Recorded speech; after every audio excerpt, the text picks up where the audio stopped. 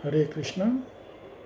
आज की भगवत गीता क्लास में आप सबका हार्दिक स्वागत है। आज हम पढ़ेंगे भगवत गीता अध्याय 8 श्लोक संख्या 27। नैते श्रुति पार्थ जानन् योगी मुह्यति कश्चन तस्मात् सर्वेषु कालेषु योगयुक्तो भवार्जुन। अनुवाद। हे अर्जुन, यद्यपि भक्तगण इन दोनों मार्गों को जानते हैं किंतु वे मोहग्रस्त नहीं होते, अतः तुम भक्ति में सदैव स्थिर रहो। अब भगवान यहाँ पे एकदम सफा सफा बोलते हैं। अभी दुनिया के लोग क्या बोलते हैं? दुनिया के लोग बोलते हैं कि ये जो भक्त लोग हैं, ये लोग दिन भर भक्ति के नाम पे संसार से भागते रहते हैं। ये अपनी ड्यूटी जो है वो नहीं करना चाहते हैं, इसलिए जो है दिन भर ये भक्ति का ढोंग करते रहते हैं। ऐसा नहीं है, वो लोग सब जानते हैं। और चैतन्य महाप्रभु ने बोला है, जेई कृष्ण भजे वो सबसे चतुर। जो भगवान कृष्ण की भक्ति करता है वो सबसे ज़्यादा चतुर है। तो हम भाग नहीं रहे हैं, हम सबसे हाईएस्ट जो है वो कर रहे हैं। अभी इस संसार जो रूपी जो है वो दावानल है। अभी उस आग के अंदर फंसने से क्या फ़ायदा? हम अगर संसार को खुश कर भी देंगे तो क्या मिल जाएगा? मैं ये नहीं बोल रहा हूँ कि हमको कोई अपनी ड्यूटी नहीं करनी चाहिए। हमारी जो ड्यूटी है, जितनी हमको करनी चाहिए वो हमको ज़रूर करनी चाहिए, लेकिन अननेसेसरी किसी को खुश करने के लिए कि नहीं अब मैं उसके लिए अपना सारा समय बर्बाद कर दूं, ये उचित नहीं है।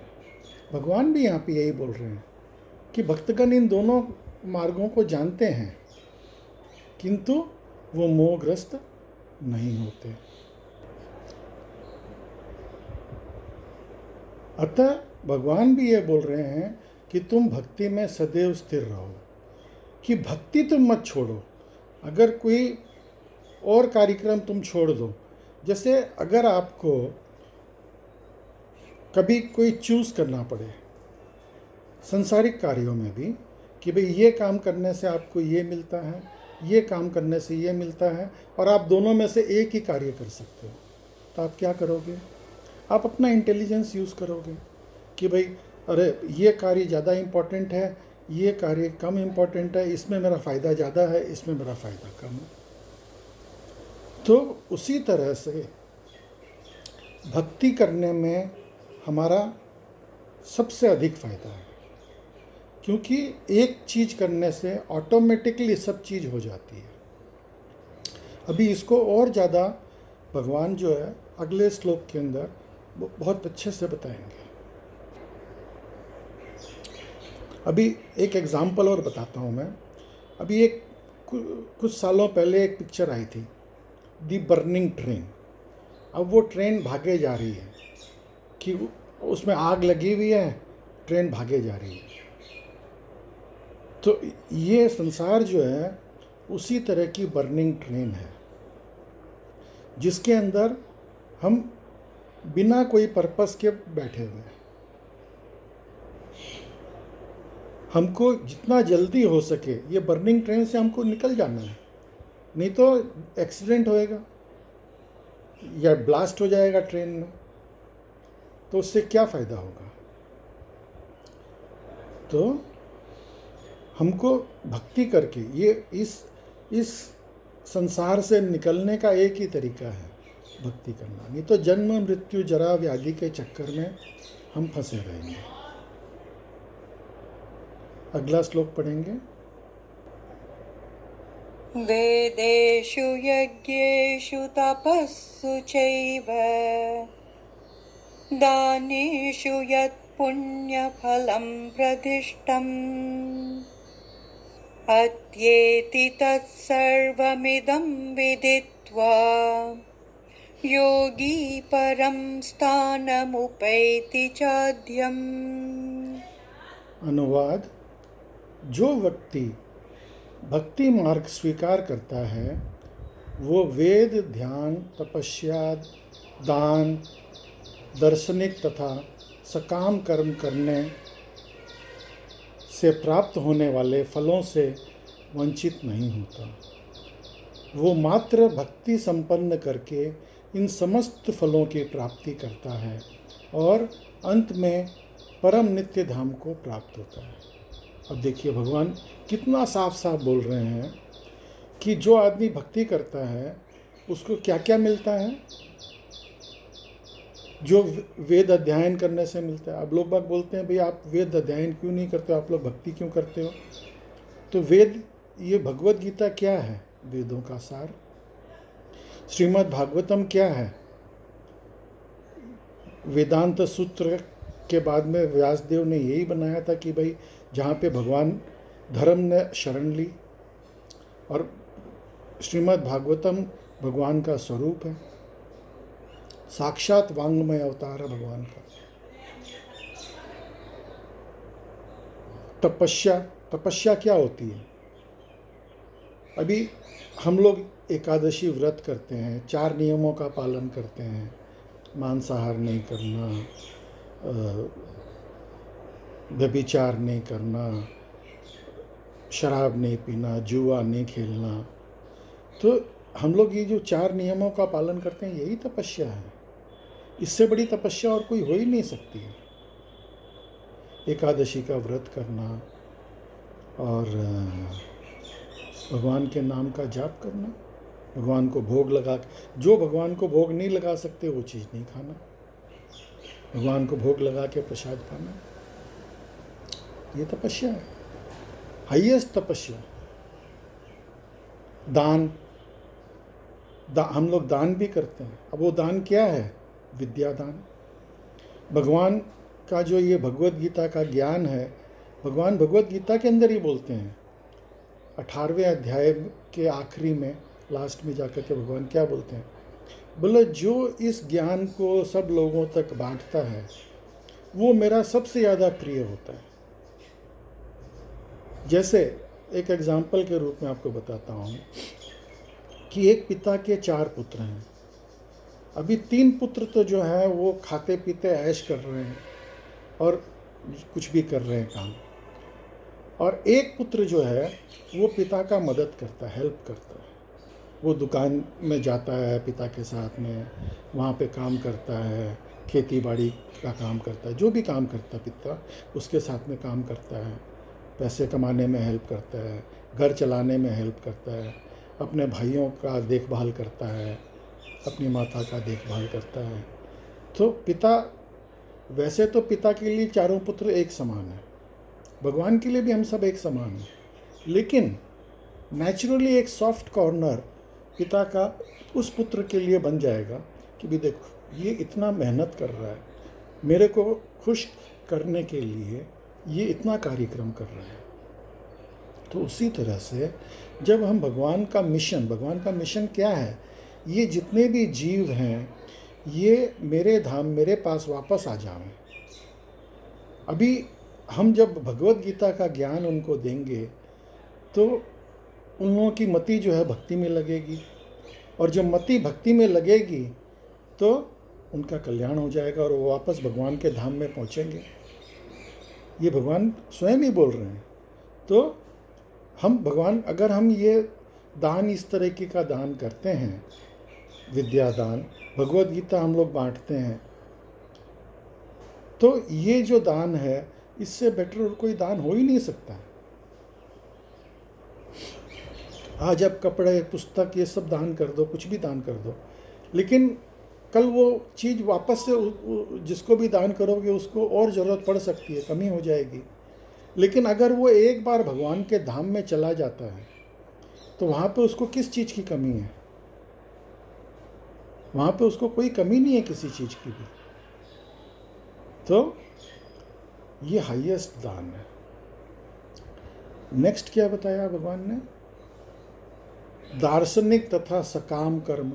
हम लोग कई तरह के कर्म करते हैं,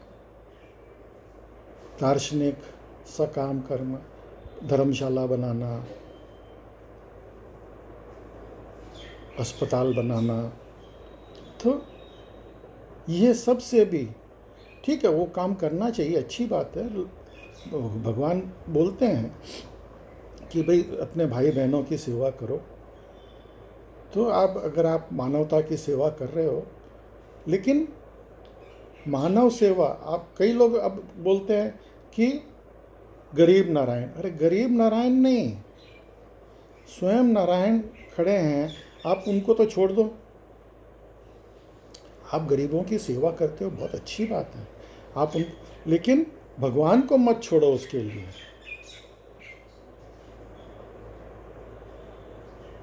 भगवान को साथ साथ में आप जोड़ के रखोगे तो ही आपको फ़ायदा मिलेगा, नहीं तो फ़ायदा नहीं मिलेगा। तो ये सब चीज़ें जो भी ये कार्यक्रम कुछ करते हैं, वो सारे कार्यक्रमों का फल और उससे भी अधिक सिर्फ भक्ति करने से मिल सकता है। तो अभी आप सोचो कि जे कृष्ण भजे वो सबसे चतुर, तो जो कृष्ण की भक्ति करता है वो सबसे ज़्यादा चतुर है। तो आप चतुर बनना चाहोगे? इसलिए मैं आपसे वापस, भगवान भी यही बार बार बोल रहे हैं कि आप भक्ति करो, यही असली मार्ग है। और भक्ति करना बहुत आसान है। हम रोज़ यही चीज़, एक ही बात डिस्कस करते हैं, वो इसलिए कि भाई यही तथ्य है, यही सार है, ये शास्त्रों का सार एक ही है। वो क्या है? हमको भगवान का प्रेम प्राप्त करना, कृष्ण प्रेम हाईएस्ट गोल है। अभी हम अगर कृष्ण क्या प्रेमी बनना चाहेंगे तो अंत में हम भगवान के धाम में जाएंगे। आप जिससे प्रेम करोगे आप उसके पास जाने की कोशिश करोगे, राइट? आप बाकी और कुछ ट्राई मत करो, आप खाली कृष्ण से प्रेम करो, भगवान से प्रेम करो। आप किसी भी धर्म की पुस्तक उठा लो, चाहे आप बाइबल ले लो, कुरान ले लो, हर पुस्तक के अंदर, गुरु ग्रंथ साहिब ले लो, किसी भी पुस्तक के अंदर उसका तथ्य क्या है? तथ्य ये है कि हमको भगवान से प्रेम करना है, हमको भगवत प्रेम मिलना चाहिए। अगर हमको भगवान से प्रेम हो जाएगा तो हमारा उद्धार हो जाएगा। क्योंकि अगर हम भगवान से प्रेम करेंगे तो इस शरीर के अंत में हम भगवान के धाम में चले जाएंगे। और इस शरीर के अंत में ही क्यों, हम अगर भगवान से प्रेम कर रहे हैं, भगवान के ध्यान में रहते हैं, तो वो भगवान का ही घर है। अभी जैसे अभी एक एम्बेसी होती है, समझो इंडिया में अमेरिका की एम्बेसी है, तो अमेरिका की एम्बेसी के अंदर आज इंडियन के कानून नहीं चलते हैं, वहाँ पे अमेरिका के कानून चलेंगे, चाहे वो इसी देश में है, इंडिया में, लेकिन वहाँ पे इंडिया के कानून नहीं चलते, वहाँ पे अमेरिका के कानून चलते हैं। तो हम जब अगर भगवान के यहाँ पे हैं, जैसे भगवान के मंदिर में अगर हम हैं, तो वो भगवान का वैकुंठ है, वहाँ पे हमको एक स्पेशल शांति मिलती है। आप लोग मंदिर जाते हो तो मंदिर में जाकर के आपको एक मन में एक शांति मिलती है, करेक्ट? आप लोग सब अपने आप में आपने ध्यान दिया होगा। या आप अगर प्रसाद खाते हो, सिंपल प्रसाद है, आप 56 भोग खाओ बाज़ार में जा कर के और एक सिंपल प्रसाद खाओ, आपको टेस्ट खाने में आपको लगता है अरे वाह, ये प्रसाद तो बहुत ही टेस्टी है। क्यों वो प्रसाद टेस्टी क्यों है? वो इसलिए क्योंकि उसके अंदर भगवान का जूठन, भगवान ने उसको भोग लगाया है, तो उस भोग के अंदर भगवान का जूठन है। और जब वो जैसे हम बोलते हैं ना कि हम किसी का जूठन खाते हैं तो उससे प्यार होता है, आपस में हम लोग किसी से प्यार करते हैं तो एक दूसरे का जूठन खा लेते हैं। तो अगर हम भगवान का जूठन जो है उसके अंदर भगवान से प्यार होगा, भगवान का प्रसाद पाएंगे तो भगवान से प्यार होगा। तो यही तथ्य है। तो आज की भगवद गीता क्लास में आप सब सम्मिलित हुए, उसके लिए बहुत बहुत धन्यवाद। अभी ये 8वां अध्याय यहाँ पे समाप्त होता है। अभी पहले 6 अध्याय भगवद गीता के, उसके अंदर गुह्य ज्ञान मतलब आत्मा के बारे में ज्ञान आपने सुना। 7वां और 8वां अध्याय जो है वो गुह्यतम ज्ञान है, मतलब और भी ज़्यादा गुह्यतम ज्ञान, मतलब जो कि बहुत कॉन्फिडेंशियल है। और अभी हम 9वां अध्याय जो कल से हम शुरू करेंगे वो अति गुह्य है, मतलब उससे ज़्यादा गुह्य ज्ञान और कोई है ही नहीं। राज विद्या राज गुह्यम। अभी जैसे राजकुमारों को स्पेशल शिक्षा दी जाती है, राइट, जो उनके जो गुरु हैं भाई उनको राज चलाना है तो राज चलाने के लिए स्पेशल शिक्षा दी जाती है। तो ये जो शिक्षा है वो 9वें अध्याय के अंदर जो है अति गुह्य ज्ञान,